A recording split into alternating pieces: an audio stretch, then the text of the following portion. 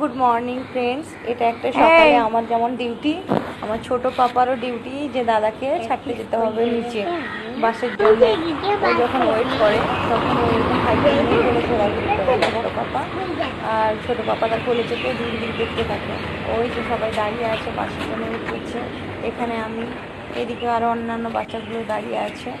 এইরকম ভাইকে নিয়ে একটু ঘোরাঘুরি করবে, কারণ সারাদিন তো থাকে না বাড়িতে, অনেকটা টাইম চলে যায়, কখন দুটোর সময় পৌঁছবে। আর ততক্ষণ আমার ছোটো পাপাও ওয়েট করতে থাকে। এই বাসে যাবে না? বাস পৌঁছে গেছে। যাও, চলে যাও, চলে যাও, চলে যাও, ওঠো, যাও। টাটা বাবা, শোনা, টাটা। বাচ্চাদেরকে একটু আসতে হয়, তো ওই জন্য দেরি হয়ে যায়। আবার কোনো দিন 7:30টায় পৌঁছে যায়। এই বাসটা যদি ছেড়ে যায় এরপরে আবার একটা বাস আছে, কিন্তু যতটা সম্ভব আমি চেষ্টা করি প্রথম বাসে পাঠানোর জন্য। বাদা চলে গেছে, একদিন ছেড়ে গেছে, দাদা চলে গেল।